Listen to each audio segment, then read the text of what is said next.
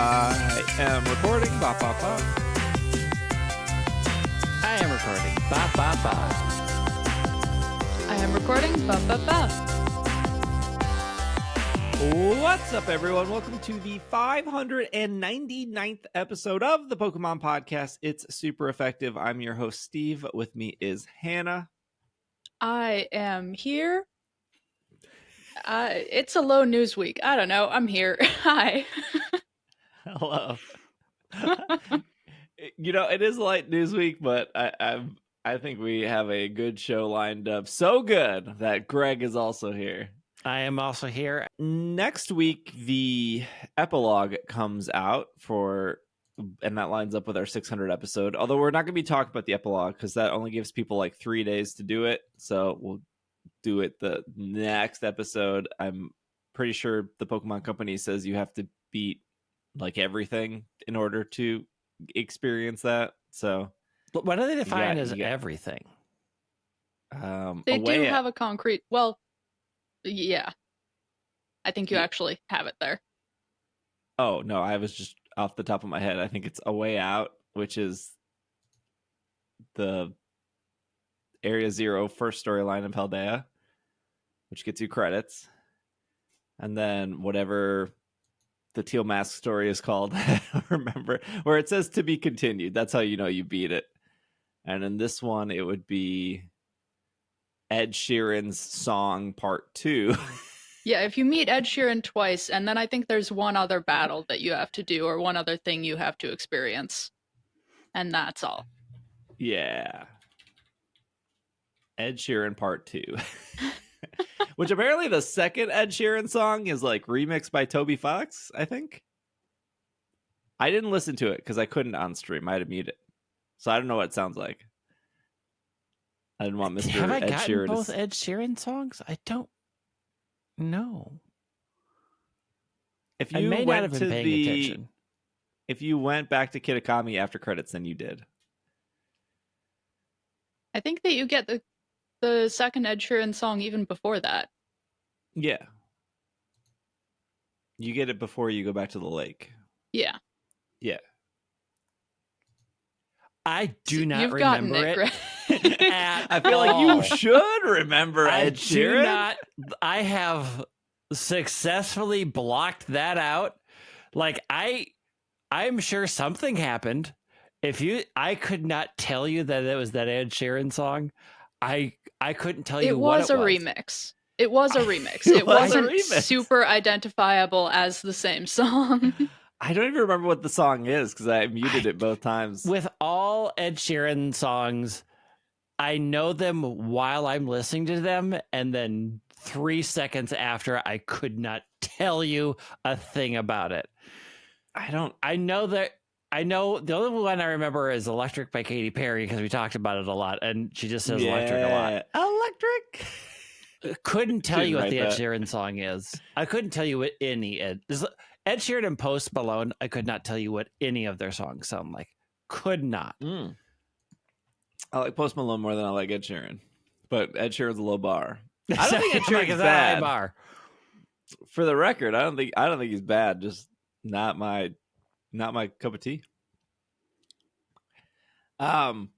Speaking of tea, let's talk about Pokemon Sleep. There's not any news here, but I will say my personal thought here is this 2024 event a bit disappointing.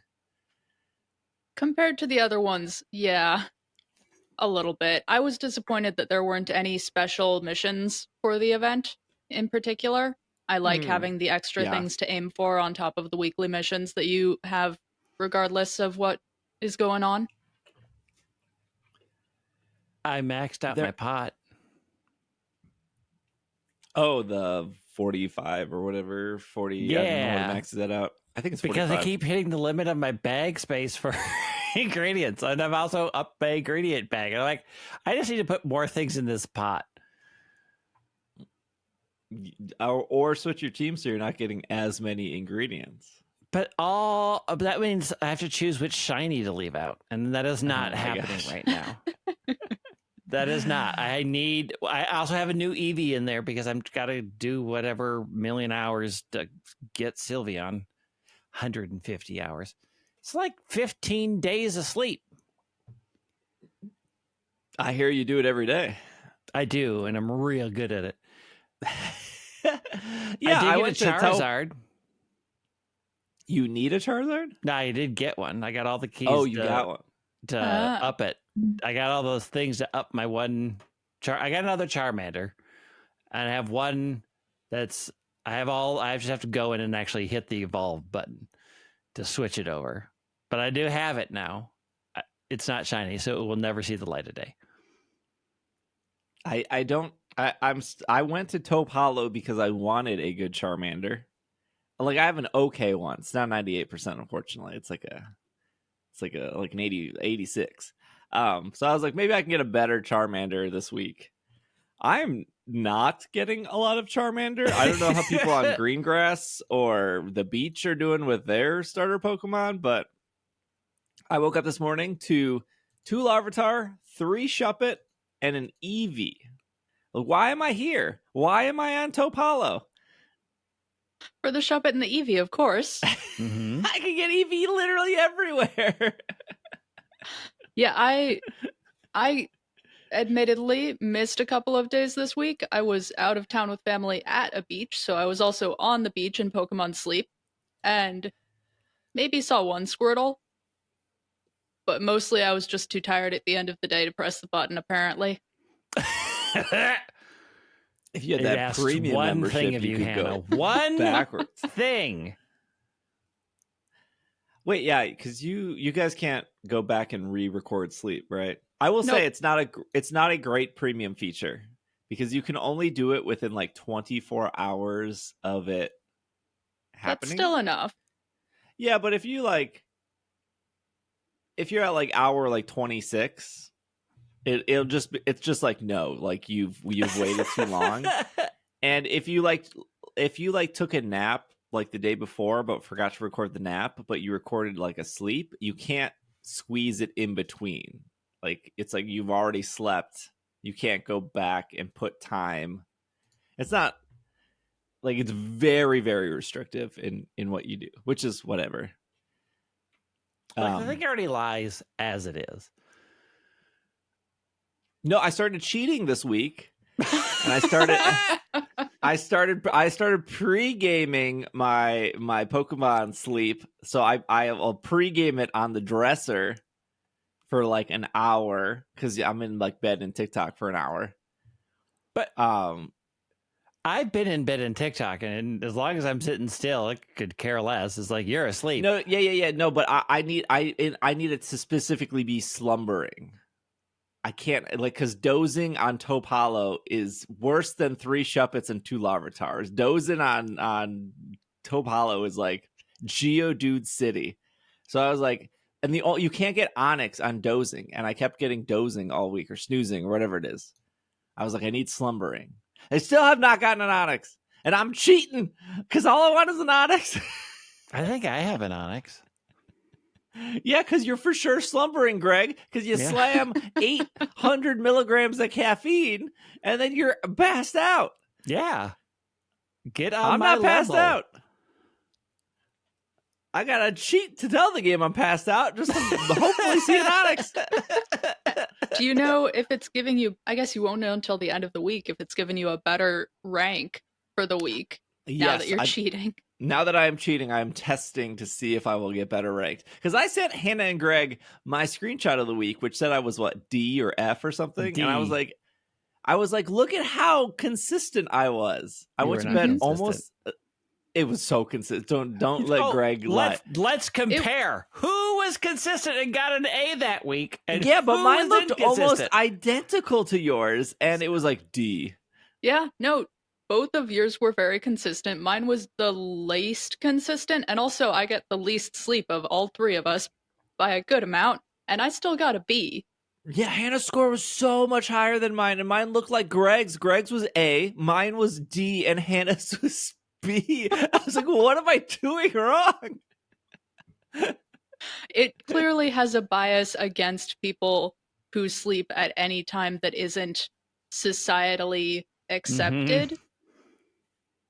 that isn't the societal norm, which isn't stated anywhere. It's just in their programming somewhere. I'm pretty convinced of that at this point. So if you don't go to sleep at like 8 p.m. to midnight, you'll just like, get a worse score. automatically deducted points. All right. Well, I'll update you on my Pokemon Sleep cheating next week. I'm I'm gonna get disqualified from the Pokemon Sleep World Championships here. You are. I'm turning you in.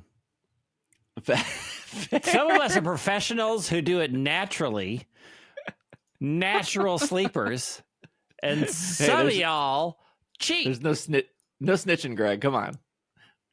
Look, if there's $1 million sleep prize on the line, I am selling you out. DQ'd.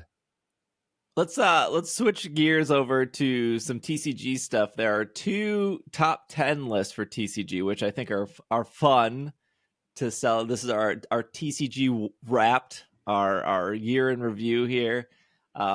We got one from TCG Player, which is the top 10 most expensive Pokemon cards of 2023. And then the Japanese Pokemon website released the top 100 most searched for cards. I'm not sure how they determined that, or if that was like Google search or whatnot. We can go through the top 10, though. Spoiler, those 2 lists are different. Let's start with the TCG Player stuff. Top 10 most expensive cards. If you don't know what I think TCG Player is now fully owned by eBay. Did that sale go through? Oh, I don't remember. I don't know if did they or not. did. I think it did. I think it did too. They didn't rebrand, I think, but I think eBay now owns TCG Player. Anyways, TCG Player, I like their website. I think their site is good. Yeah, they completed $295 million purchase.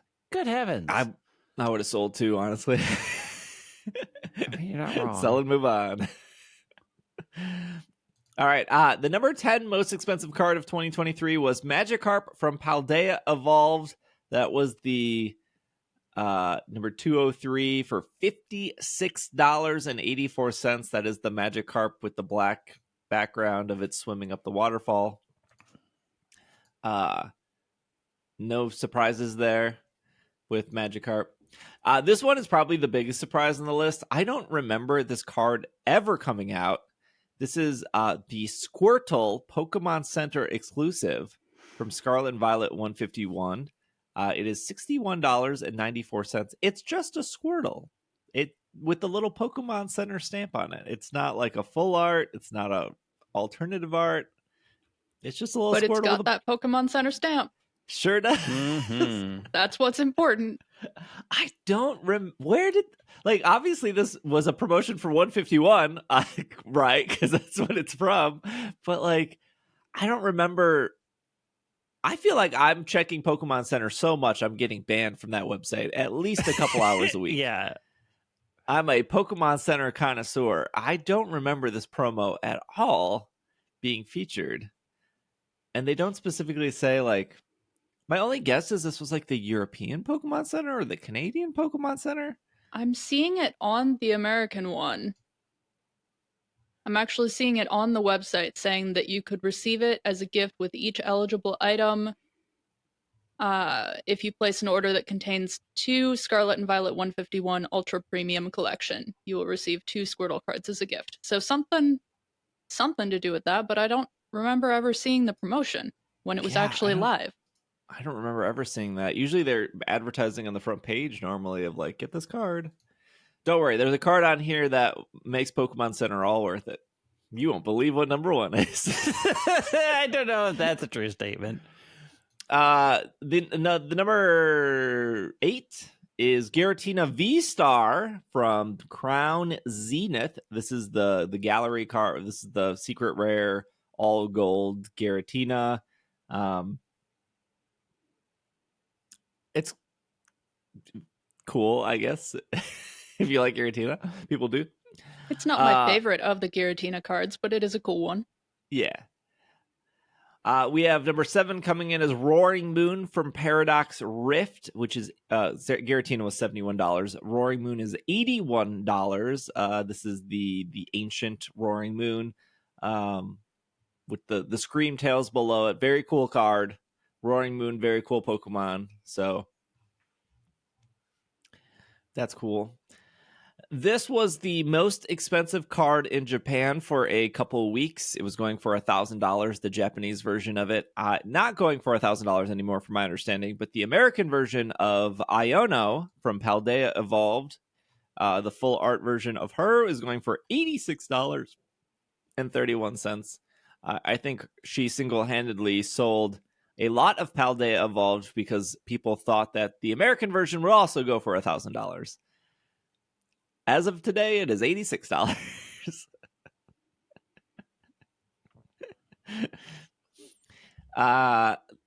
No, coming in at number 5, not a surprise here either, is an Umbreon card. This is the EB Games exclusive, which must be Canada or Australia, because we don't have EB Games in America anymore. But is the Umbreon EB Games exclusive from Obsidian Flames, going for $90. If you know nothing about TCG cards, let me tell you 2 things. Number 1, Charizard is always worth the most. Number 2, for whatever reason, Umbreon cards always very sought after. I don't know. For whatever reason. It's a very popular Pokemon right up there with Charizard. Yeah, but it's never Espeon. It is. No, it's never Espeon. Umbreon is cooler. I'm sorry. It's never Espeon. It's never Flareon, Jolteon. It's only, not even Sylveon gets the treatment Umbreon gets. Sometimes it does, but this particular Umbreon card does have that EB Games stamp. So similar to the Pokemon Center stamp on the Squirtle, that makes it particularly sought after. You won't believe the next 3 coming up here. Starting with the number 4, we have Charizard from the Charizard Pokemon TCG Classic. So you could spend $400 for the TCG Classic. Remember that came out. Actually, I think right now it's about $300 at Best Buy. You could spend $300 at Best Buy, I guess, to get the TCG Classic, and then your Charizard from that will be worth $109.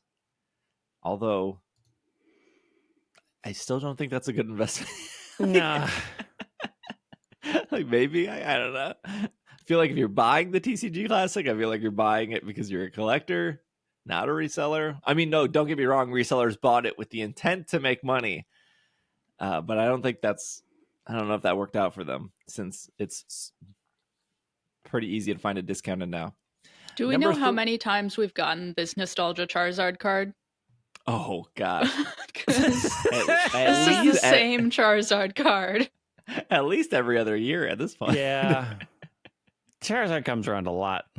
Yeah. If you didn't, sorry I did not describe it, but Hannah did. It is the Charizard that you expect it to be. It is the... It's the one from 28 years ago. Again, you probably fill a whole binder of different eras of this specific card. I think they do that in Yu-Gi-Oh! I think Blue Eyes White Dragon is like constantly reprinted. It's the same art. Number 3 is the Charizard from 151. It is like the paper mache Charizard flying over the volcano.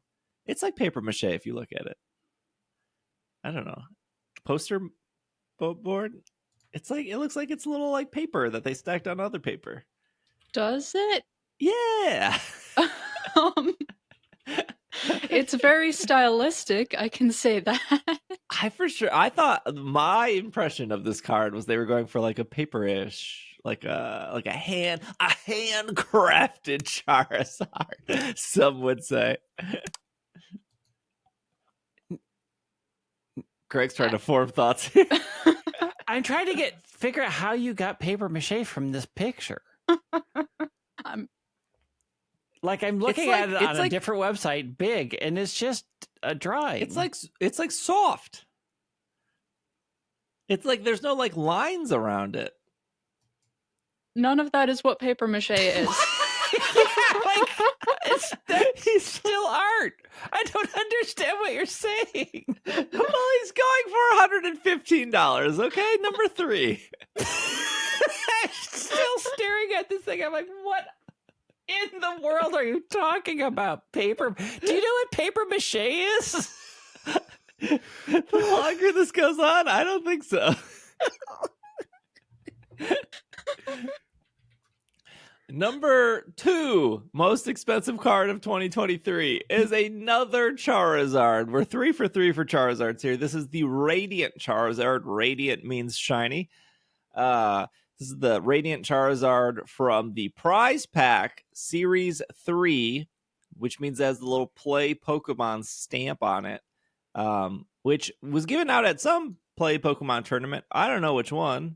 Prize Pack Series 3 would make it seem that you probably had to come in like top 8 or top 16 at a tournament to receive this card. Because it's a prize for winning normally. That's usually what it is. It could be a card that they gave to all competitors at some point for just participating. Although I don't think we've had a tournament big enough this year for that to happen. But I haven't been following that very closely.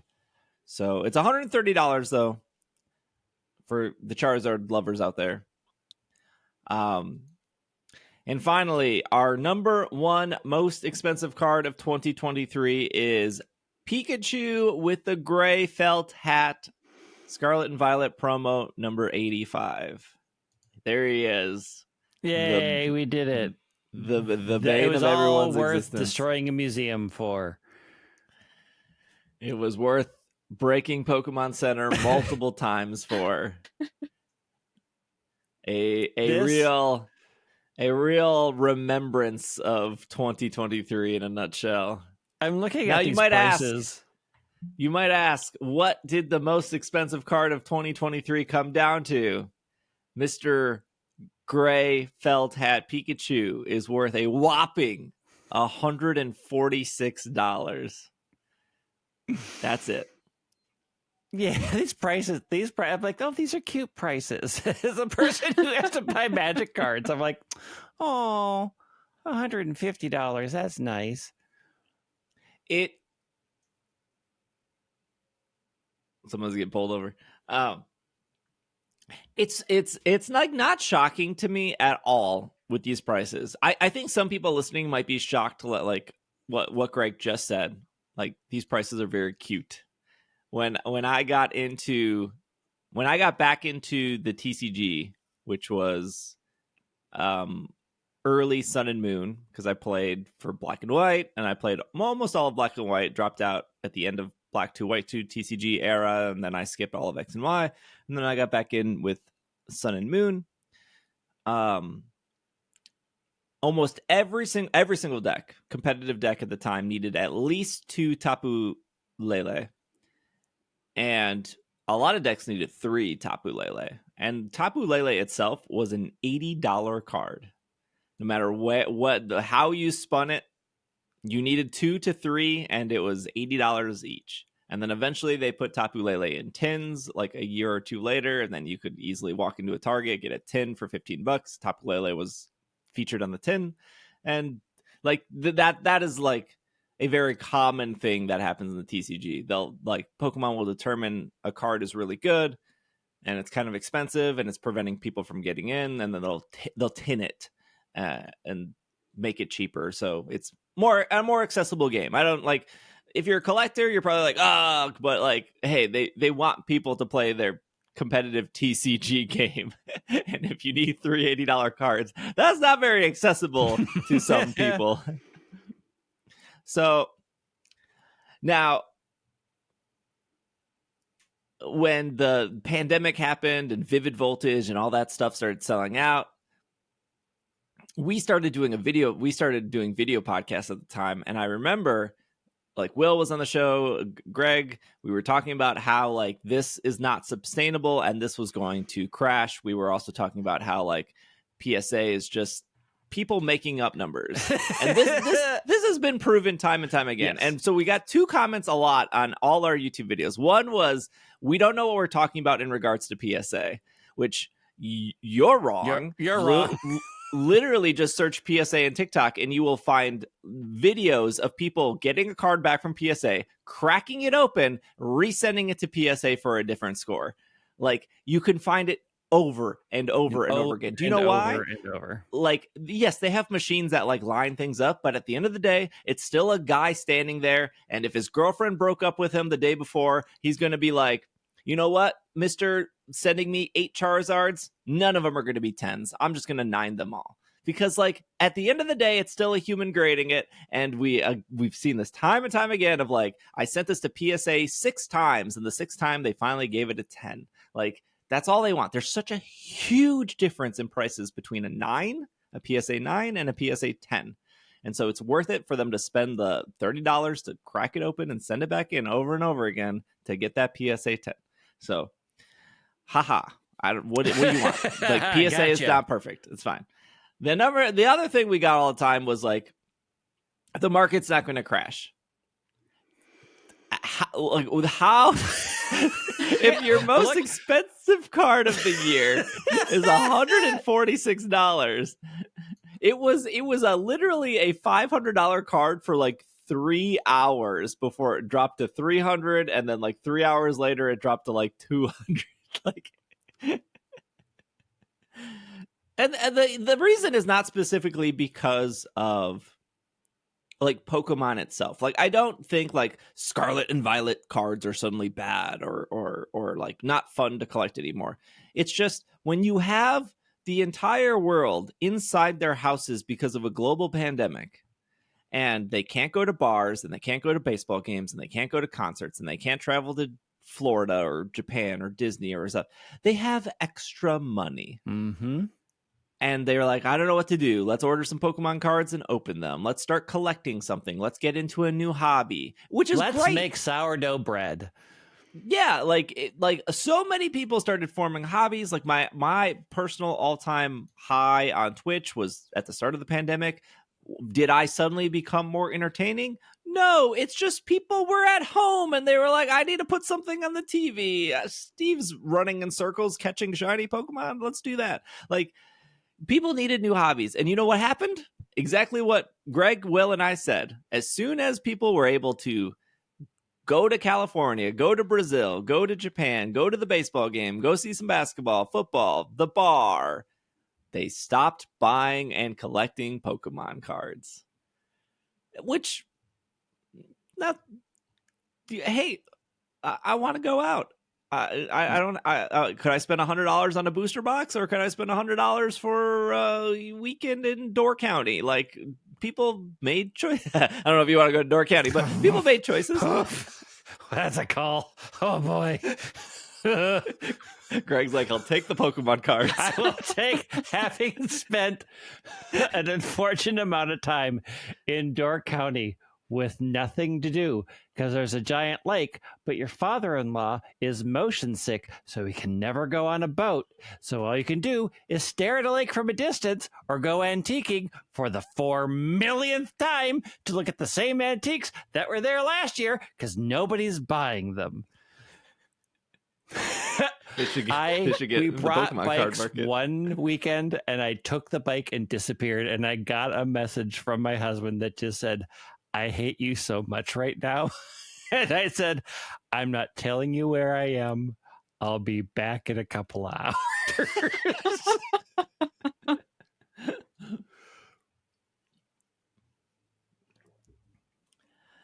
Not a lot of heavy hitters on this list, but hey, if you're in the market for gray felt hat Pikachu, it's under $150. It's $150 now. Hey, you know what the number one card for Magic was this year?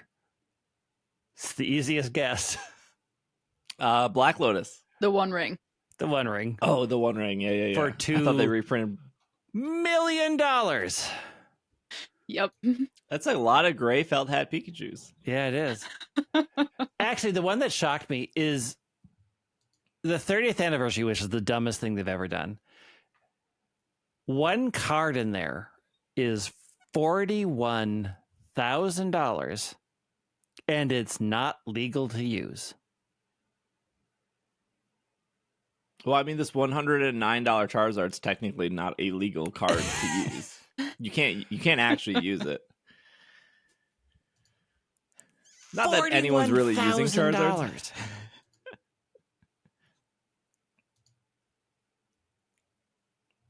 Is that ungraded? What's the PSA 10? What's the PSA 9? No, it's ungraded. It is just it was the 30th anniversary Nightmare pack. You can't use it in any format. You can use it with your friends, but you can't use it anywhere else. Another card from that set is $20,000. For the record, I have nothing against PSA or Beckett or the 900 other grading companies that popped up during the pandemic. I'm not into like super graded cards, but I think the only way if I was to get like start collecting grading, I would be like, I want every Cramorant card graded. Like it would be a very specific thing. It wouldn't be like I want every graded card for the sake of getting graded. It would be like I have the Japanese Cramorant card promo from like their post office thing that they did. That's a weird sentence if no one's following cards. They're like, what did you just say? A Japanese Cramorant promo card that was given out during a post office offer in Japan. It was part of their stamp collection. And that's the really beautiful one that looks like traditional art style, right? Yes. So I have 2 of those. And I don't know if my eyes are good enough to be like, this one is maybe a PSA 10. But I would like to get that graded, not with the like intent of like, oh, if it's PSA 10, I can resell it. I would like to get it graded because like now it is at least protected.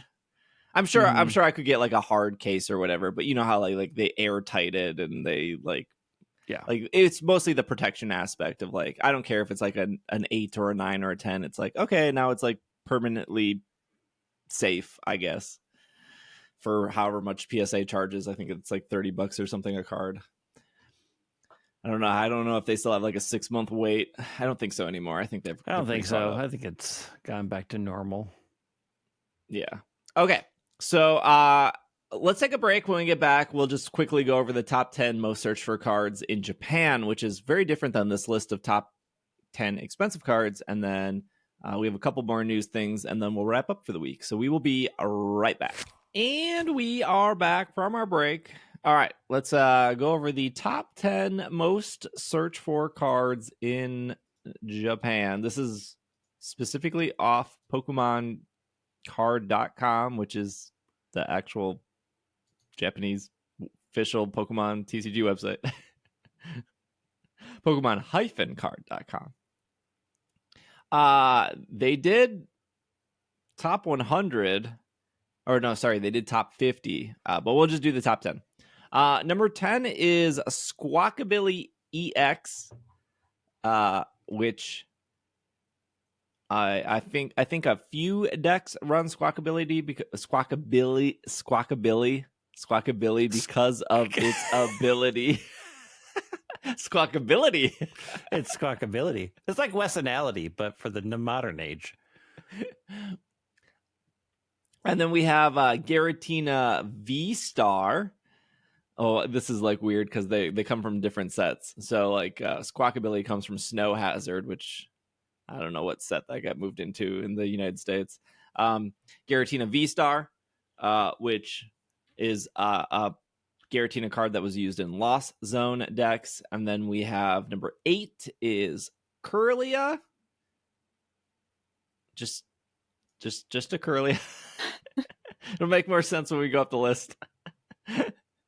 Number 7 is Sableye, which is another Lost Zone card. The art on that one is so good. And then number 6 is Spirit Tomb, which I believe some people are playing in their deck, usually one Spirit Tomb because of its ability. Then number 5 is Chen Pao EX, which has also its ability. I can't remember what people were pairing with Chen Pao. Well, I think they're pairing Greninja because they're both water Pokemon in this game. So that would be Radiant Greninja is number 4. And then the top 3 shouldn't surprise anyone, but number 3 is going to be Mew EX, which can copy other people's moves and do it. That's usually the gimmick with Mew. And then number 2 is Miraidon EX, which one of the most popular decks is Miraidon decks. And then number 1 is Gardevoir EX, which again, another deck. So these were the most searched for cards in Japan in 2023. Notice how they're all competitive. There's a Charizard. Charizard did make it in the list at number 20. It was the 151 promo Charizard at number 20. But yeah, just look, if you're it's very easy in Japan if you want to play the TCG. It's very easy. You could jump on a bus or a train or probably walk down the street because there's probably a tournament or a local league. In America, you might not have that luxury. Mm-mm. You might be like a 45-minute car ride to get to your nearest tournament. I don't know what this curly does. I don't have the English version of it, but in front of me, but okay.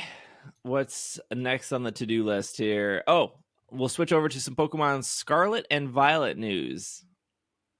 Some not really breaking news, just some Pokemon Scarlet and Violet bugs. Yeah. Or are they oversights? Are they bugs or are they oversights? Are they features? Okay, so there's a known the Pokemon company is calling it a bug for the record. Known bug: when a Pokemon under the effect of Dragon Cheer is switched out in battle and then re-enters, its attack stats will still have the heightened chance of landing a critical hit. This intended behavior for Dragon Cheer's effects to be removed. The intended behavior is for Dragon Cheer's effects to be removed when a Pokemon switches out of battle. We plan to fix this issue in 3.0.1, which will be released mid-January 2024 or later. Dragon Cheer will be usable in Dragon Cheer. If you're doing ranked battles right now, you can still use Dragon Cheer. There's nothing preventing you from doing that. And if you want to cheese the ladder, by all means, you have probably a week or so to do that. And technically, it is usable regardless. But they did come out and say that at the upcoming regionals, Dragon Cheer will be banned. But apparently, because the Blueberry Prologue, which we talked about last week, is taking place next week, and because they are not banning it on Ranked Ladder, because I don't know how they would without pushing an update, which they already said they're not doing until 3.0.1 is ready. For the Blueberry Prologue, not to be confused with the Epilogue, you can use Dragon Cheer. So, I don't know. They acknowledge that it's there, they acknowledge that it's a problem, and they can't or aren't doing anything about it yet. Why don't they just delay the Blueberry Prologue? Just push it back a week or two. Like, I don't think this is like the end of the world, because not a lot of Pokemon can learn Dragon Cheer. But it's still annoying. Mm-hmm.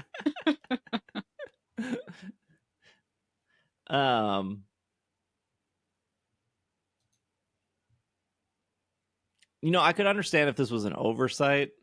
I would let it slide, but since they're clarifying it as a bug, unacceptable, honestly. How dare they?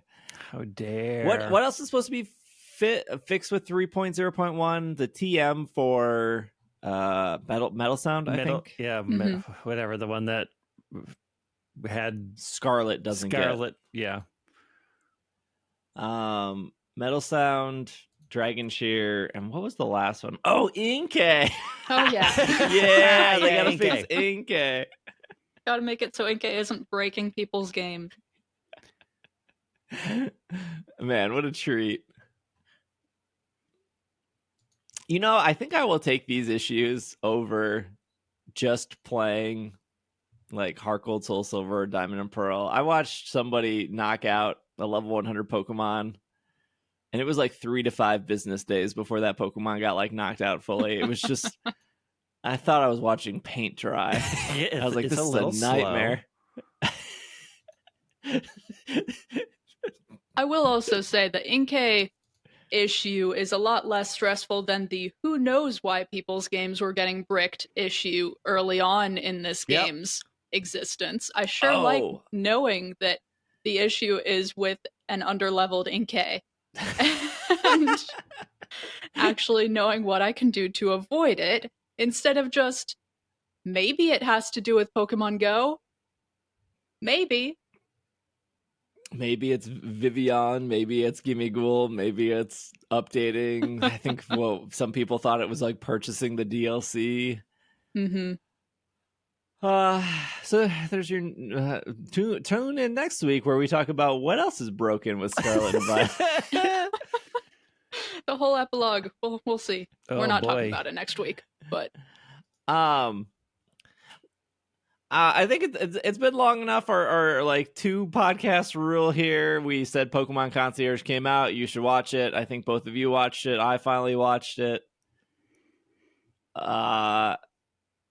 Y'all overhyped it. What? It's a here's how. How dare you? Here's how I would review it. If somebody didn't have Netflix and was like, should I get Pokemon Concierge? Should I spend the $22 for Netflix Premium or whatever it is? I would say no, it's not worth $22. If it was on Netflix or if it was on YouTube for free, I would say, yeah, you should watch it because it's like an hour and it's cute. Have you watched Hisuian Snow yet? No. But okay. I may, but if it's better, it might be better than Concierge. I think it is. I thought Concierge was enjoyable, but it wasn't amazing. It was very cute and sweet and fun. I think, and I wanted to live there. Here's the best part about Concierge: the Magikarp that couldn't swim. He was by far the best part of that whole series. All of it was great. All of it was good. All of it was really good. All of the sounds, all of the music, all of the little sounds that the Pokemon made, like when the Psyduck was just bouncing along in the scooter that they were riding in. All of it was fantastic and adorable, but also they're just. Nah, I didn't like the Scooby-Doo Shaggy guy. I just didn't vibe with him at all. He gave me big Shaggy energy. You don't think so? No. He's like, yeah, tubular, man. No. Here's the thing. What they did with textures alone in that series is amazing. Oh, no, It's gorgeous. It's very pretty. From a pure art of what they made in there with all the texture stuff, it puts a lot of things to shame. The amount of care and detail work that they put in there, the amount of attention they paid to each Pokemon and the texture of what that Pokemon should look like and how it reflects in the world. It's brilliant. Is it a very simple story? Absolutely. But I don't feel like that's the point. The point is to exist in an incredibly beautiful, relaxing world where you are trying to just be like the main character is and let go of a lot of the other things. And on that level, it is incredibly successful. Yes. Art-wise especially, it's a fantastic piece of work. Story-wise, it's not going to blow you away, and I was a little worried about the Pikachu in that last episode, but it's just still really the right enjoyable. amount of stress. It wasn't stress. It's just that's not how I would have dealt with. I'm an introvert. That's not how I would try to get another introvert to feel better. Introverted Pikachu. I just think of like Path to the Peak, which I did watch, Mhm. right? Path to the Peak, Hisuian Snow, Paldean Winds, Concierge. I could probably name like 18 other YouTube 4-episode things. They love 4 episodes. That's like they're crazy. That's why I haven't watched Hisuian Snow. Only 3, not 4. I just think of all these shows, right? And Netflix decided Concierge was the one they wanted to pay for or whatever, right? There's a brand deal that was struck. That's why Concierge is behind the paywall. And Netflix's whole business model is not to like keep a show running for 8 seasons, because they know that doesn't work. What works is a new show with a new season to get you to sign up. That's why That's not the reason they don't run new shows. It's because once you go past 3 seasons, they have to pay people more, I believe. Yep, But 100%.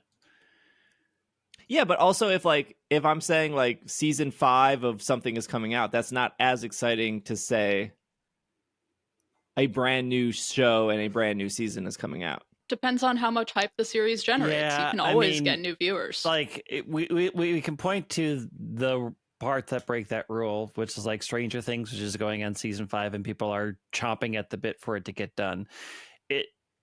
It really depends on how much they invest into that series and what's going on. Like, I don't know that's universal. It is true that Netflix does not like paying more money for things. So even shows and series that are incredibly popular, that has an incredibly strong fan base, will get canceled because they don't want to pay more money. And it's less to do with hype. It's also harder to sell new ideas that aren't based on something that exists, right? So like One Piece live action was a huge seller because everybody knows what One Piece is, and it's promised to be a lot shorter than One Piece. So, and it was so successful that they're redoing the anime. They're coming out with One Piece again in anime form. So like Netflix has a really bad model where their biggest driver is how much do they have to pay people, and the reality is you, particularly for animated, you have to pay voice actors less money than you do actors who are on screen. So anything where they can keep getting layers away from having real people on screen is always going to be cheaper for them. I believe someone in Slack pointed out that there was also the studio that did the animation was the same studio that did the Rirakuma animation on Netflix. So that was already a studio that had worked and made a Netflix show. So that's probably another reason why Concierge is on there instead of being on YouTube for free. Yeah, I mean, I don't think if you're on the fence of like, I want to watch Concierge and I don't have Netflix, I don't think it's worth $22. I think if it seems like it's your kind of show, then you're probably right. If you're a little unsure about it, then maybe it's not worth $22 for a month of Netflix. But if it seems like the kind of show you would enjoy, if you just want a chill Pokemon piece of artwork to watch for an hour, it is really good in those aspects. Yeah, I mean, like to be fair, nothing is worth the $22 that you're paying a month for Netflix. I don't think that's true. There's no one thing that I can look at. I think One Piece is 1,000,000% worth $22. Like, if you just got Netflix for a single month just to watch One Piece, like, I think that is worth. Like, what is a movie at a movie theater? Like $15 for 90 minutes of 2 hours. One Piece is 8 hours. Like, One Piece was 100% worth $22. I would even I'm not even a big Stranger Things fan, but like, if you've never watched Stranger Things, to watch the first 4 seasons for $22, like, that's worth it. I don't know. Stranger Things kind of started falling apart for me, but it's like that sunk cost fallacy of like, there's supposed to be 1 season left, so might as well finish it.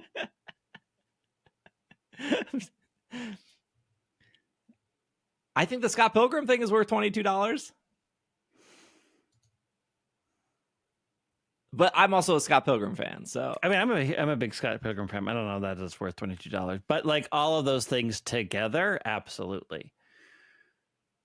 Yeah, $22. Like, but I talked about this last week, where my strategy is buy it for a month, watch everything, and then cancel. Because I think I like going back to like the new signups. Like there's plenty of articles that talk about how Netflix prioritizes new signups. They don't care about reoccurring seasons. They only care about getting new people to sign up and announcing new shows like One Piece or Scott Pilgrim or whatever is way more successful than being like, we're on season 19 of this show. Even though like there might be like this rabid fan base for season 19 of whatever. But like you get somebody to sign up and then they forget to cancel, or they have auto renew on, and all of a sudden you're just making money. And then you get them in the instance of like, well, I'm scared to cancel because if I try to re-sign up in 2 months, you're going to raise the prices on me. And I'm like locked in for at least whatever weird grace period they give, which is only like 3 months normally, of like, we'll keep your price for 3 months before we increase it. I guess also somebody's going to be like, well, you could do the ad. Yeah, I guess technically you could do like the ad version for cheaper than 22, but 22 is like the standard, like 4K, whatever. Because I think like the $7.99 isn't even HD. I think it's like 480p or something. Still get to watch the things. And I'm sure they'll bring ads to the 4K one eventually. Oh, here's that you don't want to watch Pokemon Concierge in 480p. You would be doing yourself a disservice. I thought it was okay though. Okay. Last bit of news here is the Pokemon Go stuff. We'll start with the Fendi, which is Fendi, Fragment, and Pokemon have teamed up together to release a Dragon Knight collection. If you don't know what Fendi is, they're a designer brand like Gucci or Prada or Balenciaga. For the record, none of these companies are good. Just because we're reporting on Fendi does not mean we support Fendi or Balenciaga or any of these, or just reporting the news here. Or Netflix. Or Netflix. Also not a great company.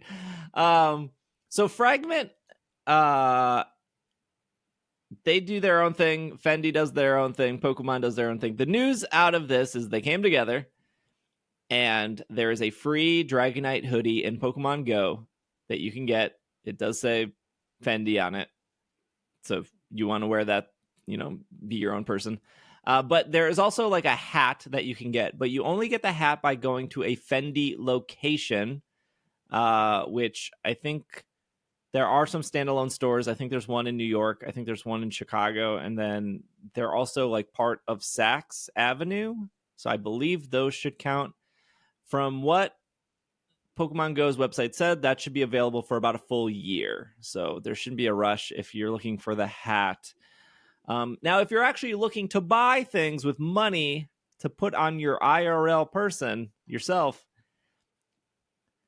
the hoodie you get in game is free. The hoodie in real life, $1,200. Bargain. That cute Dratini purse you're seeing everywhere, $2,550. You want a bracelet with a Pokeball that opens up and has the Fragment logo? $520. And the actual cute Dratini purse is almost $3,000. Because there's a Dratini and Dragonite purses that actually are some of the best Pokemon merch I think that they have released in a collaboration in some time. These actually look cool. It's not just Pokemon slapped on a thing. The purses actually look like the Pokemon. $2,950, which I am not surprised by. It's a bargain.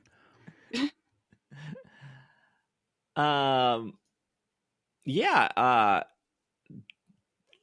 If you're going to ask the question, who is buying this? Not you.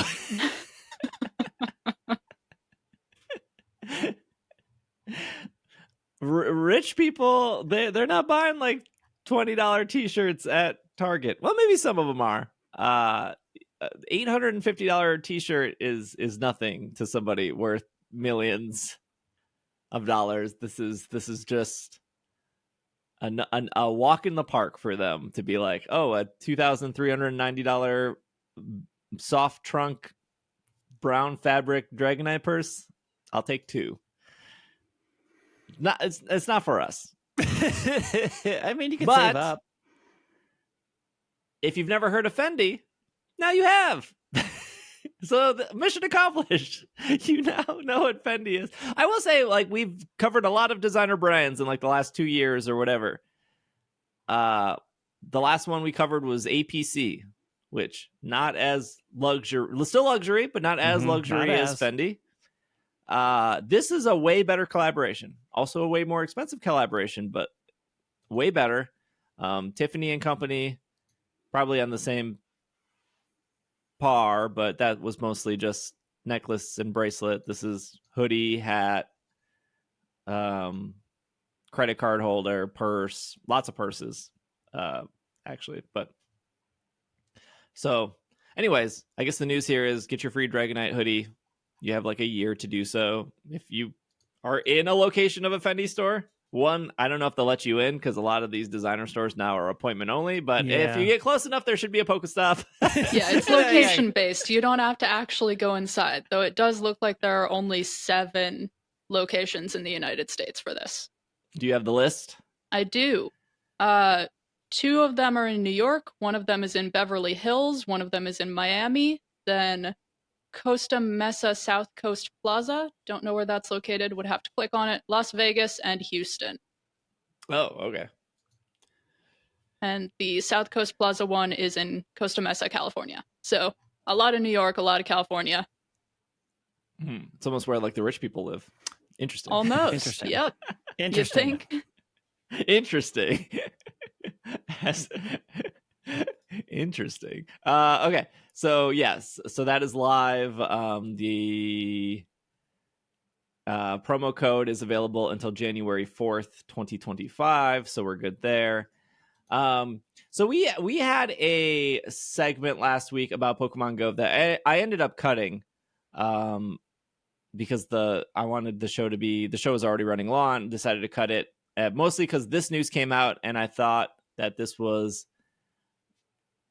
I didn't want to have the same conversation twice, especially now that we have like the top 10 moments of 2023. So like what happened in Pokemon Go in 2023? Hannah asked a really good question last week that I've been thinking about the entire time. So what we ended up cutting was Hannah saying, it wasn't bad, by the way.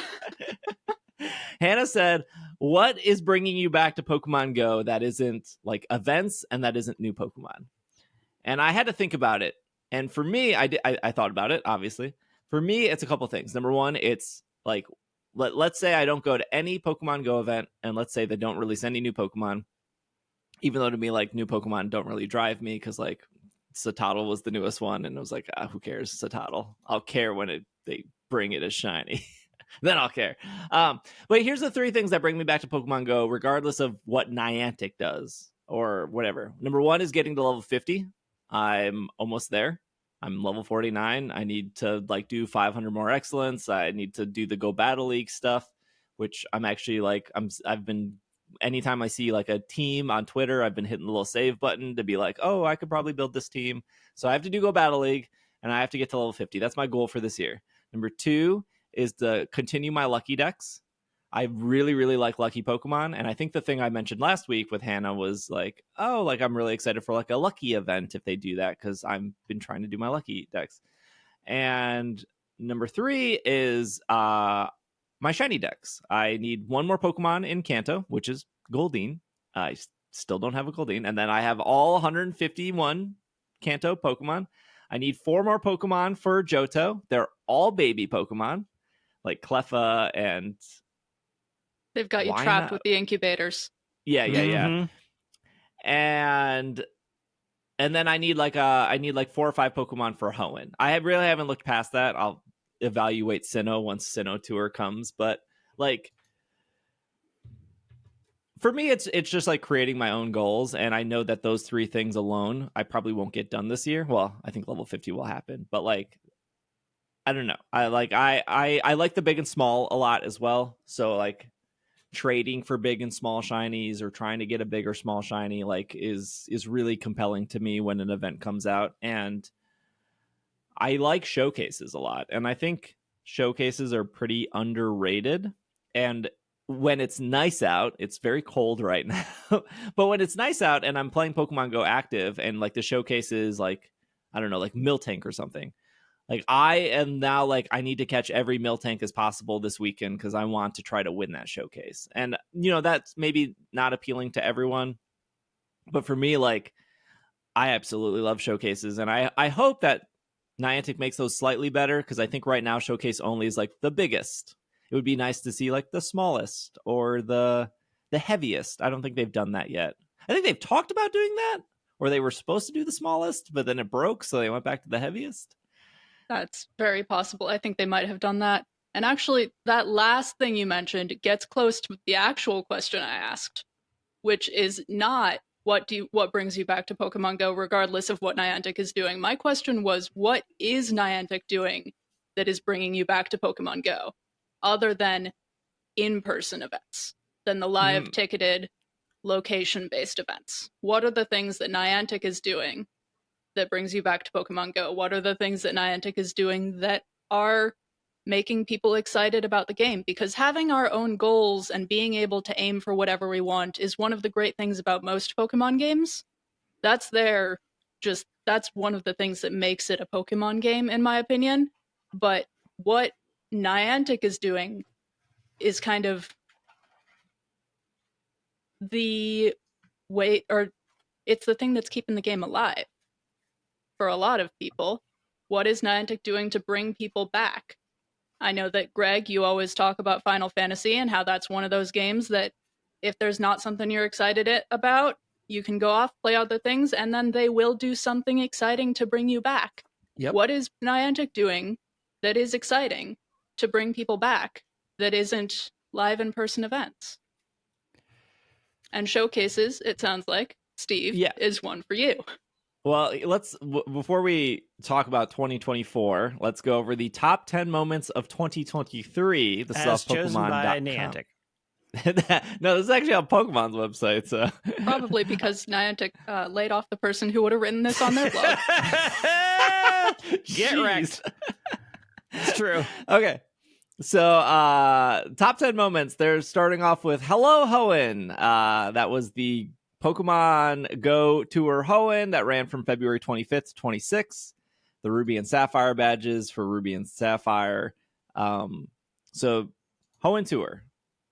I don't think Sinnoh Tour will be as exciting as Hoenn Tour. Mostly, we've talked about this because Sinnoh relies a lot on Gen 1 nostalgia, and Hoenn just introduced more Pokemon, right? Hoenn just had like 132 Pokemon. Sinnoh only had like 80 new Pokemon or something like that.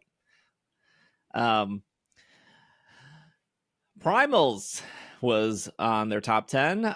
So Mega Evolution has been in Pokemon Go since 2020, which actually crazy.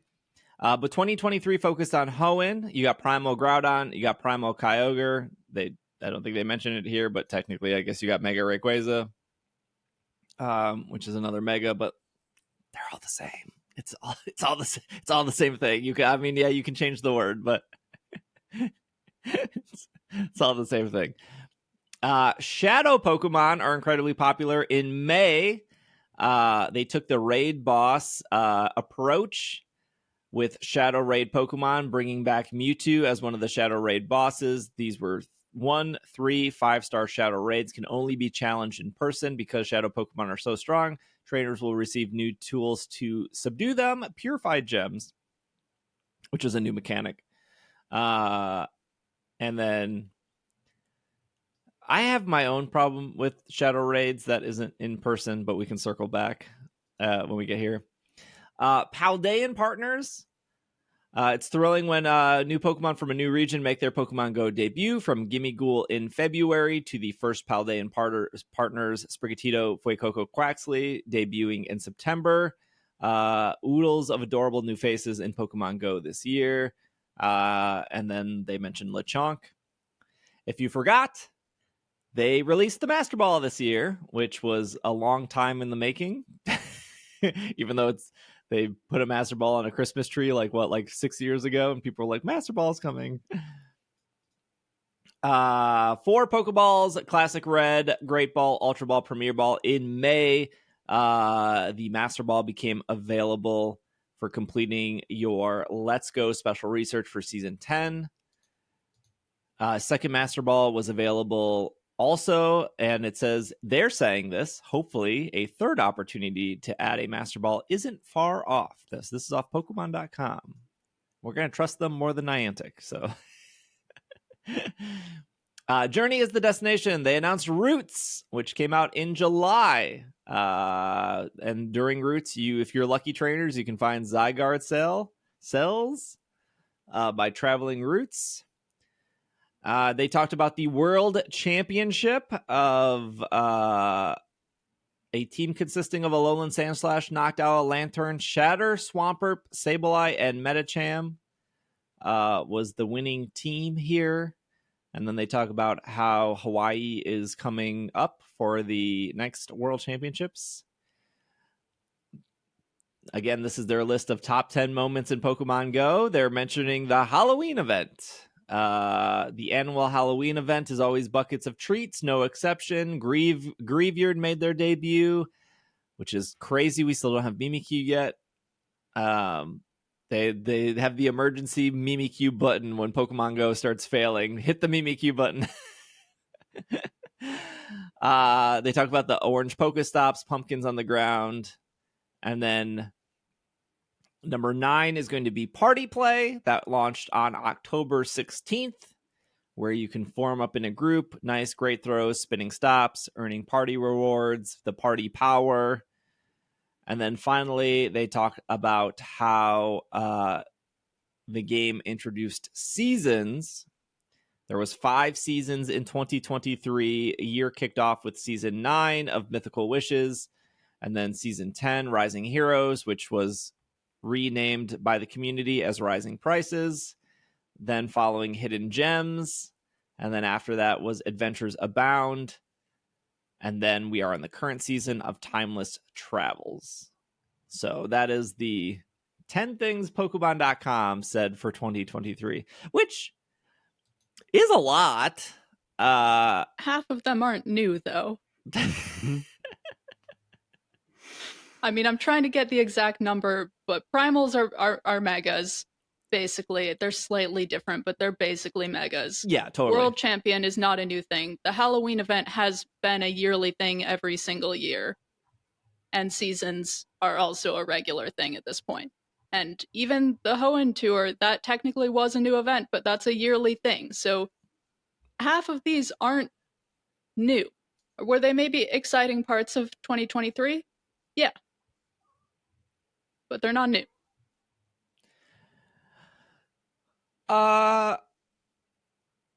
Yeah, I feel like we should have I feel like going through 7 years of Pokemon Go would be very interesting and would take way too much time on this podcast. But like, I'm trying to even remember when Roots not Roots. What's that thing? Adventure Incense. Recently. Oh, Roots. Crazy. Roots. Adventure Incense, I think was very exciting as well. The pandemic has thrown my time off of like when did what come out at what point. Yeah, time's gotten weird. I'm curious if like, because I do think there's a lot here, right? Like Party Play and Roots alone are 2 big features that for some people fell really flat. I think for a lot of people fell really flat, but are totally like new features, right? Mm-hmm. Like even the Master Ball, it's like the Master Ball has the same problem in Go that it does the main series games is you're like scared to use it and you just never use it. You're just like, I don't know what to use it on. So you just never use it. Like I could probably open up my copy of Pokemon Black from 12 years ago and I guarantee you I still have the Master Ball in it. Because like what was I going to use it on? And that's how I feel right now in Go is like, I don't know what to use it on. Like somebody could be like, oh, the Galarian birds. And it's like, okay. But like, it's not as satisfying to catch them for me if I would use a Master Ball on them. I want to get that tiny, tiny, tiny chance. Yeah, but even with the Galarian birds, like they're gonna put them in raids eventually. Yeah, their Right? their patterns lend to just wait, you'll get it in Yeah, an just wait easier it out. way. Yeah. like yeah, I could Master Ball the next Zapdos I see, but I still don't have Articuno and Moltres. And it's like, what if I just wait till they put them in raids? What happens when they become shiny? Like, that's what I'm waiting on. Like, I already have them in other games, so like, there is like that kind. It's not a problem, but it's like you don't get anything for completing something. Like, I'm not gonna once I get my shiny Goldeen, the only thing I'm gonna get is like me screenshotting I did it and then like putting it on Twitter and getting like fake internet points. But like I'll feel good about it.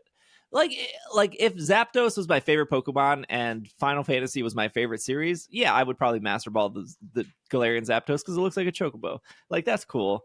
But like I think the Master Ball is cool. I'm glad the Master Ball is there. I'm glad that the Master Ball mission was like somewhat long, and I wouldn't say challenging. It's just like long, and but like I liked all of that. It's just like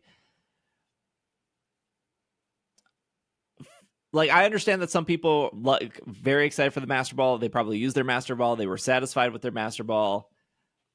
Yeah, and I guess going through this list, and in case people haven't been around for as long as I've been on this show, I love Pokemon Go. I would list Pokemon Go as one of my favorite Pokemon games. I'm being very critical of it because I'm a little bit worried about where it's at this point in time. So they got the Mimikyu button. They don't know how to put Mimikyu in PvP. I'm convinced it would just break their whole meta. Yep. But going through this list, what would be really nice is if they had done really good in-game events that had actually made people so excited and so happy that they would want to put those on this list, other than just the yearly Halloween one and the yearly tour one. I mean, it is their best event, though, right? The Halloween one, yeah. Yeah.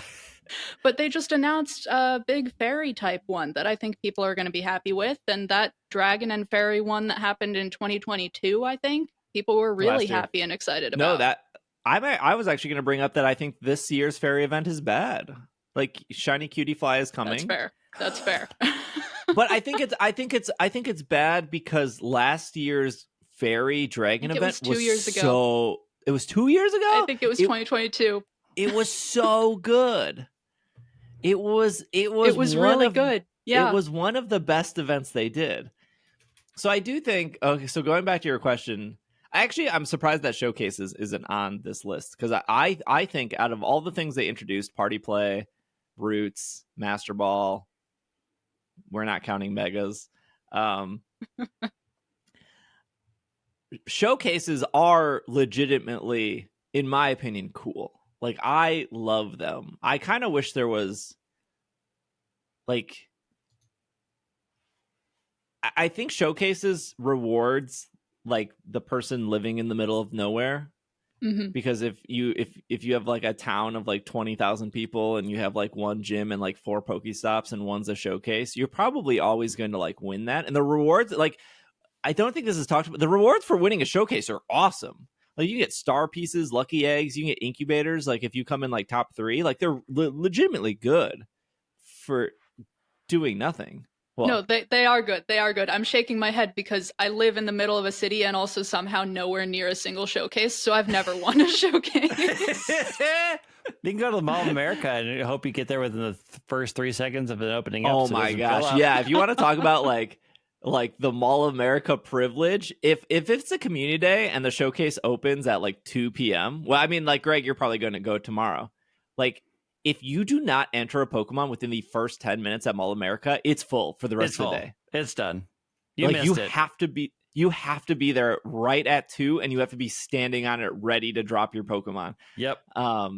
Which is like crazy. Like, I go to the Mall of America like once a week to play Go because I legitimately like Pokemon Go, right? And it's where else am I going to go in 20-degree weather, right? I'm going to go to Mall America. I'm going to walk in a circle. I'm going to maybe get a boba tea, and then I'm going to go home after like an hour. And even on Tuesdays, I'll get there, or Wednesdays, depending if I'm doing Spotlight Hour or Raid Hour. And it's like, oh, a showcase. It's full. Of course, it's full. It's full. But I like showcases. I wish there was. I think my only thing for showcases, I wish there was more variety. I wish there was like tiny, big, heavy, lightest, not tallest. I'm not sure what else they could do, but and then there's the problem with showcases where they're just like not working, where you're like, oh, it's Rowlet Community Day, but they're saying Squirtle is the showcase Pokemon for whatever reason, and you're like, I can't even catch a Squirtle, so like that doesn't make it like with forms. They had a problem with forms. They tried to make showcases where you could enter Pokemon that had different forms, and it didn't work, so they had to switch it back. Yeah, it was Wooper, because Wooper's showcase was Squirtle. I think so. I can't even catch a Squirtle. Yeah. That wasn't even the only time that they had a problem with it. They just couldn't get it to work. And it was broken from the start. That's another thing about these new features. Almost all of them, with the exception of Party Play, which was also broken but less, have been very broken when they've launched. The Shadow Raid stuff, I think, is cool. Like the Mewtwo was like the Shadow Raids. Like a lot of raid stuff is so dictated by like just the popularity of the Pokemon. Like, it was so easy to get into Mewtwo Shadow Raids because people like Mewtwo. Like, Mewtwo's just an incredibly popular Pokemon. And then, like, for Moltres, Articuno, Zapdos, like, I think if you went the first weekend that Articuno, Moltres, Zapdos came out, you would, like, find people, at least in my area. I'm talking about my area. I'm sure that those results vary. But like week 2, week 3, week 4, or however long Niantic has repeated these every weekend, it was just like less and less and less, which is not exclusive to Shadow Raids. That's how every raid kind of has worked in Pokemon Go. Like the first week is the good week. And that's not exclusive to Pokemon Go either. That's very similar to almost every other game. Like even if you play Scarlet and Violet, like the first 2 nights, people are like 7-star raids. And then all of a sudden, if you're waiting, you're like, oh, everyone's already done it. People don't want to rerun it again, or they don't have time. I don't think that's like Niantic's problem specifically. I think that's just like the FOMO of gaming. It was like, we got to do it now because no one's going to do it later. My problem with like the Shadow stuff is still there's like little to no reason to purify anything. And so you look at these tournaments, they talk about like the World Championship of like Shadow Swampert being really good. And I talked about earlier how I'm like saving teams I see on Twitter or whatever, because it's like, oh, I want to build a new team for GBL. And like, I have a Regieleki, but I don't have, or not a Regieleki, I have a Registeel, but I don't have this. It was Poliwrath. I saw a lot of Shadow Poliwraths, and it was like, that's cool. I don't have that. I have no way of getting that. I have a regular Poliwrath, but apparently that's not good enough. So it's like, I get that Shadow Pokemon are like stronger, but they take more damage. But there's like nothing to purifying it, which is the thing you're supposed to, like, they want you to do, right? They want you to purify it, but like you get punished for purifying it. Yeah, story-wise, it does help the Pokemon to purify it. But being a good person is reward in itself. Yeah. So it's like somebody's gonna be like, well, technically it's cheaper to power up. True. I'm not disagreeing with that, but like the only reason I could think of ever purifying a Pokemon is to like Mega Evolve it. Like if you had like if it is a Pokemon like Sableye or I think Wobbuffet, where they actually can use the move Return. So those are actually good in purified form because they only get access to that move when purified, but that's a very limited pool of Pokemon. I wonder though if I wonder how much of 2023 in Pokemon Go was like soured because of the remote raid pass changes. Like, the thing we cut out last week was a conversation of like people talking about how Pokemon Go is like dying, or this might be the final year, which I disagree with. I don't think it's dying. But when I look at the past year, I don't really see anything bad. I see features that some people care about and some people don't. But that's like every game. Like, GBL has been going pretty okay, and I don't really care about GBL. And some events are good, some are not. Like, that one Dragon Fairy event was like so good, and this like new fairy event is like it's okay. I don't think it's bad. It's just not as good as past events. Like the Halloween event is always good, and I don't know what they're gonna do around the Sinnoh thing. I guess we'll see if the global Sinnoh thing is good, but like I don't know how we got to like all of a sudden Pokemon Go is dying during the least busy time of Pokemon Go, which is January. Like if you look at the past year, you're like, they did a lot, but also again, I just wonder how many people are just still soured, which understandable if you're soured about the remote raid passes. I'm not saying don't be soured about it or don't like if raiding was your one thing, yeah, you probably wouldn't care about routes, you probably wouldn't care about party play because you're sitting at home remoting into raids. Like a lot of these features are go out and do that. And if your bread and butter for this game was crank that slot machine, $1 for Moltres, $1 for Metagross, $1 for whatever other Pokemon were in raids, Terrakion, and they took that away from you, and they haven't changed it. They're very hard on like. I mean, we've had the raid pass conversation, but I do think that there is something to the fact that they took away the main thing that people did with online communities. And they haven't added anything else because they are so focused on getting people to form in-person communities. Mm-hmm. And I still think that there are things they could add that support both. I have thrown out the O-Power idea, and I'm still pretty stuck on it because that's something where you could help your online community. You could help someone you're friends with elsewhere in the world, but that would also get you outside or get you in places where there might be in-person community. And I think they need more features that are like that, because they did have this game that built up a whole ton of online communities over the last few years, and they're just not supporting that at all anymore. And to what you were saying about the list, I look at this list and I see a bunch of features that were just broken, and they're not necessarily as broken anymore.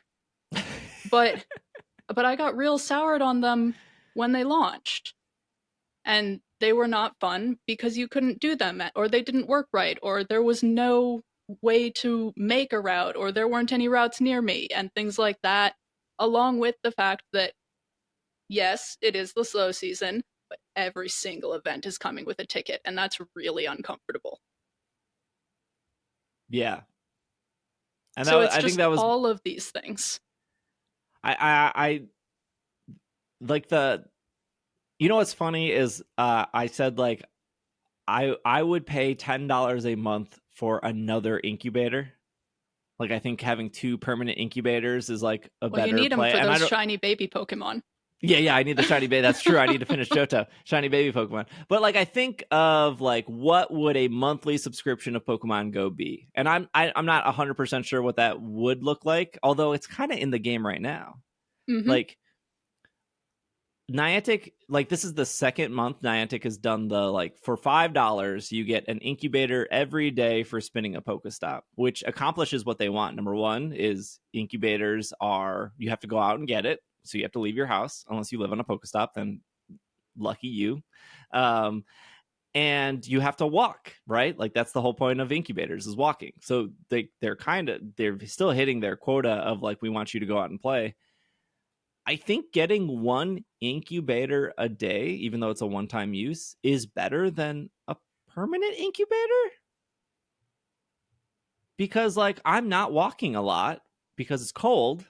And also there's this game called Scarlet and Violet, which just had new DLC, which I've been playing a lot of. So I haven't had time for Pokemon Go. But now I have, at the end of this month, I will have 60 one-time use incubators, which is kind of awesome for $10.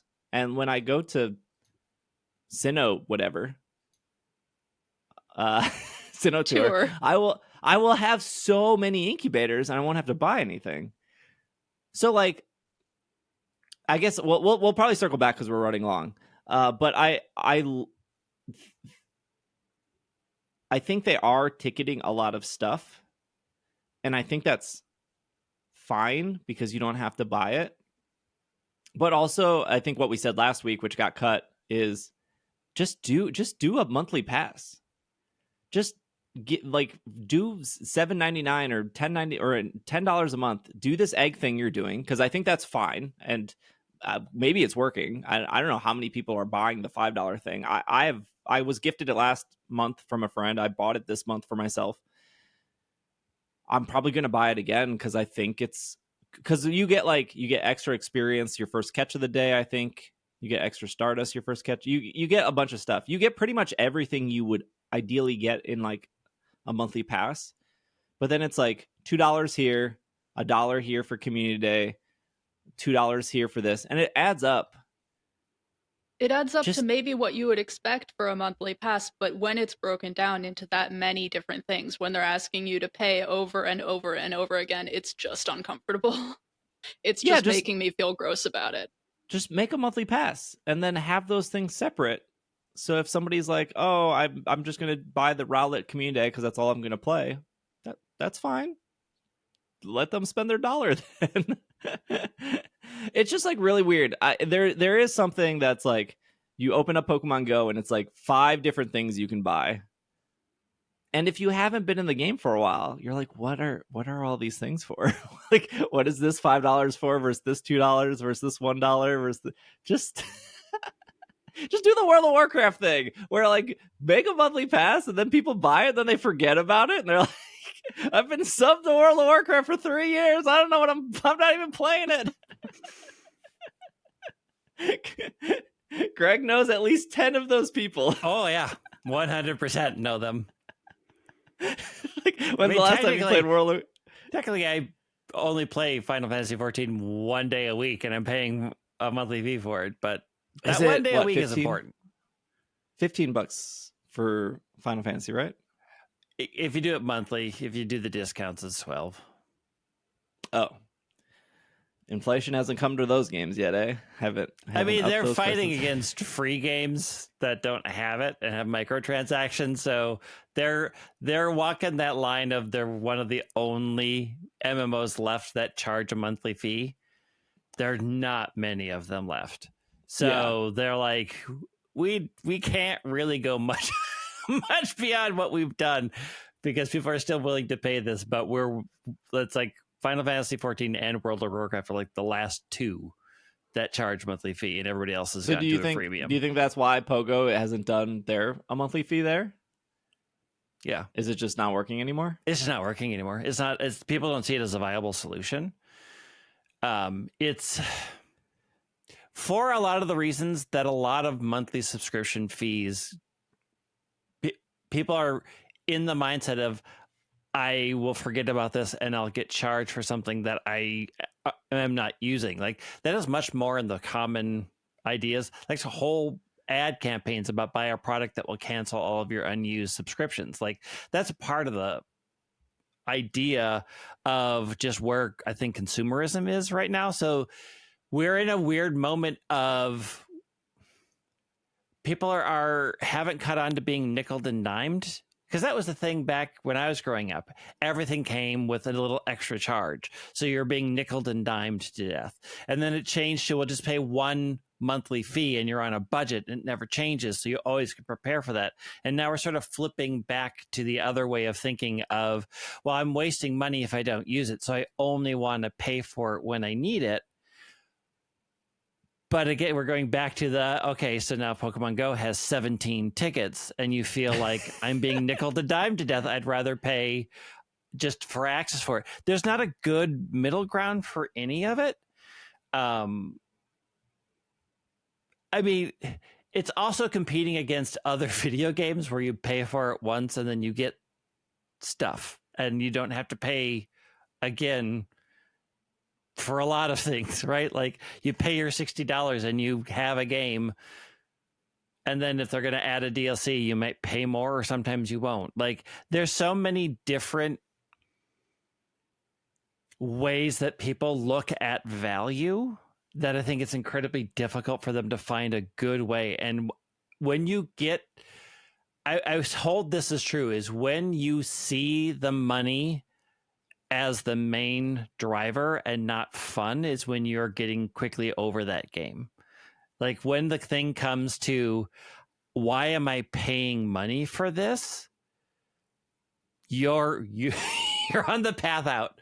You're on the road to leave that game. It is no longer offering you value. And I think one of the issues that Pokemon Go is having, I think Hannah is correct, is I don't know that they have a good enough idea or big enough event to turn that around for a lot of people so that they are no longer seeing the money. And I think the raid change was the biggest shot in people's arms of, oh, this is a money thing. I'm paying now more for a thing, and it really brought the money to the forefront and has set this sort of expectation of people scrutinizing what Pokemon Go charges them. I think that was a huge PR error, and one that they haven't recovered from, and one that they don't have a good idea to eclipse yet. I think the live in-person things, the money that gets wrapped up in the cost of travel. So when you're talking about, I'm paying $200 for a hotel room, but only $15 for the event, you have that weird scale of, this is a drop in the bucket to what I'm doing. Whereas I don't want to pay $5 to go to the Mall of America for an hour to do raids. Like, I don't want to pay for that. I don't want to, that's not a particularly fun thing to pay $5 for. Like, I don't know how they fix it. I don't know if they can fix it. I don't know what at this point in that game would be so revolutionary that it would make people do a reset in their expectations and what they feel about the game. Yeah, I there's probably a feature that brings people back. I don't know what that is. Maybe like breeding or something. It's not routes. It's not routes. It's not the Master Ball. I think also their incredibly strict focus on in-person experiences alienates a lot more of America than they want to admit. It's really hard for Americans where we're really, really, really spread out to get in-person events to feel super magical without a lot of work, and a lot of that work is done on the backs of people for free. It's different. Japan is a much different size, shape, location of a country. It's not like we do a podcast with a person that's on the other coast. Like, that is an American thing. People don't understand how big America is. I had a person who flew into Chicago and was like, well, come see me for the weekend. I'm like, you don't understand.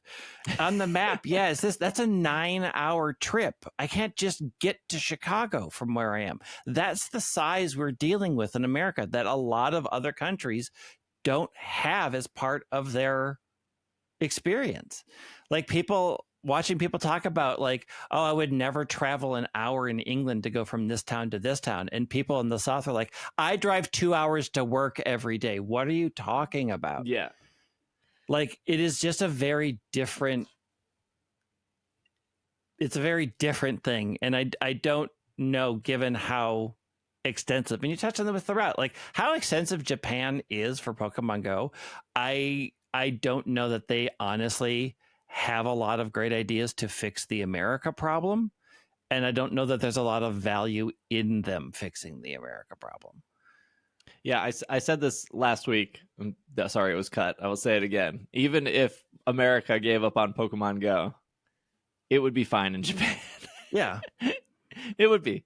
It's like a whole, it feels like a whole different game over there. It really does. Like, I watch a streamer who, they are an hour outside of Tokyo, and like Tokyo, very big city, and they have to take an hour train ride to get into Tokyo, and they do it most days. But like, you would, if I was an hour away from like Milwaukee or Minneapolis, I would have nothing around me. I would be, but like, their playing situation an hour away, is still better than most American cities. They just have, because there's a train station there, and around the train station is a bunch of restaurants, and a bunch of restaurants is a bunch of small businesses. It's like the standard Japanese experience, just not in Tokyo, but it's still like, oh, there's a lot to do out here still, because everything is so compact in Japan. Their public transportation is amazing. Like they like an hour outside of Minneapolis is nowhere land. We're hitting farm country.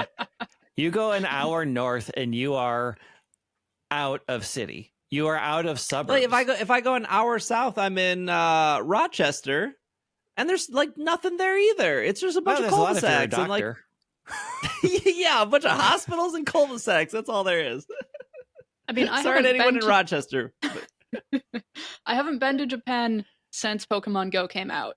But Steve, you went to the Fossil Museum with the Pokemon exhibit there, right? That was kind of in rural Japan-ish, or at least farther away. That was 3 hours away from Tokyo. Yeah, how was the Pokemon Go situation out there? If you remember. It was good. Like not amazing, but like the museum itself was like on a bigger park, and there was, I think, still like 2 gyms and probably 5 or 6 Pokestops. So you could play at the museum. It was maybe a 15-20 minute walk from the museum to the station, and that was like probably the most cars I saw in Japan, because there was like 3 hours away from Tokyo, right? Yeah. Like, yeah. So like they had an actual, they had like an actual parking lot, which you don't see a lot of in Japan, of like, oh, like this looks like an American parking lot because people need to drive to this museum and park. So when we were walking back, there was not a lot of Pokestops, because we were walking like behind people's like little farms, like not big farms, but like, like half an acre where they growing like beets and stuff. So there was maybe the 20-minute walk back. There was maybe only like 1 Pokestop. And then when we got back to the train station, there's like another like gym and another like 3 Pokestops. And then like every train station, or every station we like stopped at, gym, couple Pokestops. But I mean, that doesn't sound too far off of what I see here in American cities. It's just that the cities in Japan are so packed with Pokemon Go. Mm-hmm. I think that's the main difference, because there are rural parts of Japan. I have spent over a month, maybe 2 or 3 months in rural Japan. But they also have a better infrastructure for travel. They have train systems. Like we just don't have infrastructure to support more passive travel. All of our travel is really active here. Like you have to have a car, or you are dealing with a flight, because we just don't have a train system anymore. We sort of have a bus system, but that's falling awful. apart too.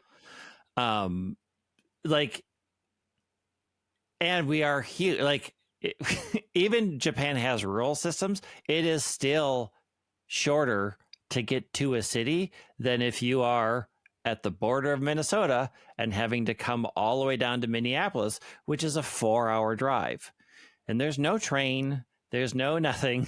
There's nothing in between. There are tiny towns that probably don't even have stops, because why would they? There's nobody who lives out there. Plus, the way that we run our telecom, where there aren't people, there aren't towers. So in rural areas, they just don't have the infrastructure to even play the game. Like it is just a different, America is just a capitalist problem of both size and scale and willingness to spend money. And, this is the thing that I had to deal with when I worked for AT&T, is people would call us in the middle of Montana and we're like, I don't know what to tell you. You live in a town with 3 people. We're not building a tower there. There's no point. It's not going to happen. You have to get something else, because you're never going to get cell service out there, because nobody lives there. And it costs $3 million to build a tower. Yeah, when I went to a bachelor party, which was past Duluth, like near Grand Marais. Yeah, way up. You're getting up to the boundary waters at that point. I was there for 4 days. There was no Pokestop. There was like one spawn. Then I think this was before your like daily set spawn that would pop up. And I was like, if this was my living situation, I would delete this game. Yeah. It wouldn't even be worth like finding an online community to rate for. What am I what am I catching besides like opening a game, spending $1 and remoting in? I know that is like a reality for some people, that they like Pokemon so much and they live in the middle of nowhere and remoting was their only way in, but like I couldn't do it. Like I would just delete it. The game is not for me. Like I've stopped playing Pikmin completely, not because I hate Pikmin or Pikmin's dying or I got bored with Pikmin. I stopped playing Pikmin because I've just been busy with other games and I can't go outside and walk. I just can't do it. Like hopefully I will be able to pick Pikmin back up when it gets nice out, but like at least there are things to do in Pokemon Go at your house. Like there's still like maintenance, there's like evolving, there's like still things you can do. In Pikmin, there's nothing you can do at your house. You need to like leave and walk. There's absolutely nothing in that game that you can really do from home. Yeah, so I don't know what 2024 looks like for Pokemon Go. They usually release new features. I don't know what they can release, but hey, that's not our job. That's their job. They're supposed to be the creative people. I kind of hope they focus on fixing stuff. And I mean, there was a developer interview a month ago where the person who was being interviewed said that in 2023 they had shipped a lot of new features, and that they also hoped that maybe in the upcoming year they would focus a little more on continuing to improve the things that they had shipped. We just have to see if they're allowed to do that. Yeah, it's tough. I mean, when you launch something new and it doesn't work in an already hostile environment, it's so hard to come back from that, because people are like, you fix it and then you're gonna have to rely on your people to be like, no, it's fixed, it's much better now. And they're like, but is it? Like, that is The such mega an uphill situation battle. the mega situation gives me hope just because they've done it once. People who play it now, but do we know a ton of people that like, well, they fixed megas, so I'm back in? Like, that is a hard sell. I don't know. I do think about, again, sitting at Mall of America. Where was I? I was there for whatever. What was the last spotlight hour? Oh, it was Cast Form. So I came at the end of Cast Form because I wanted to miss it, because I wanted to hunt the Hoot Hoot. And there was a bunch of raids. And I've said this before, I'll say this again. And the raids at Mall of America always fill up, right? It doesn't matter what Pokemon it is. It will probably get to 20, no problem. And, you know, Raticate with hats, Gengar with hats, Buzzwole, whatever. And just the thing that is not shocking to me, which I think a lot of like online vocal people that are like Pokemon Go is dying or whatever, or like the game is boring. There is like every time I join one of those raids, and this is frequently, this is not specifically this past weekend or the past month, this is just frequently, the amount of people that are like level 22, 27, 39, like no one is using megas, is just, it's not shocking anymore. It's the reality of the player base. Like, I think there's like this weird perception that, oh, everyone is like level 46 and everyone has optimal counters and optimal megas. Like even when I was in Seattle for Go Fest and I'm joining raids and stuff, the amount of people that like, there's no reason not to mega literally anything. You will just get more candy if you're sitting here doing raids. These raids are filling up. Why just mega? So you have Beedrill. Everyone has Beedrill. Just mega the Beedrill. You'll get more candy. And it's just it's not like, it's shocking to me that people think that like everyone is like at end game in Pokemon Go and we're all bored. Like, there's just so many people that are like playing this game every day and they're like level 32. It's the same. People say that like the amount of think pieces and tweets about how Final Fantasy 14 is dead is like, no, you're just at endgame and there's nothing to do. I know a ton of people who are still working through the beginning levels and leveling up. It's just that because, again, it's where you're at. And people have a real difficult time of understanding that your personal experience is not a universal experience. It's not exactly what's going on. There are promise you there are people who are playing the game.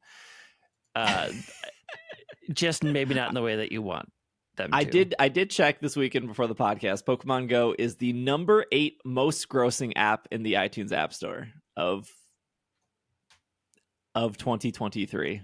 Like, they're doing fine. Money wise, like, I know they're nickel and diming us, but they're fine. They're making a lot of money. They're okay. We might not all agree with how they're making money. Yeah, but they are. I mean, that's always they are the indeed thing. making the money. Speaking of making money, join our Patreon. Anyways, that's the end of the show. Thanks. One big announcement. It's finally coming. Magikarp's coming to Unite. Oh, finally announced it. Did we not talk about this? No, because they just announced it on the 31st. Oh, yeah. Officially. Okay. Magikarp is officially coming. It is. That's going to bring people back to that game. The way you evolve is unlike any other one in there. And yes, it is possible to never evolve Magikarp the entire game if you don't want to. Just be prepared for trolls. Keep it a Magikarp. I've already saw somebody snipe Rayquaza with a Magikarp. Like, I've already seen these things happen. It's wild. This Pokemon is going to be weird. I want to get back into Unite too. Oh, it's so good right now. I heard they just did another again. balance patch. We're all happy unless you play Zacian or Dodrio. Then you're not happy at all. All right. Well, we'll be back next week. Big 600 episode next week. So stay tuned for that. Thank you for listening. Thanks for making it to the end. Thank you, Hannah. Thank you, Greg. This has been another episode of the Pokemon Podcast, and we are super effective. Super. Of course, 3 Charizard cards are some of the most expensive cards in 2023. Because Charizard. It's no one effective. Ring. It's no one for $2 million, baby. For 1 ring.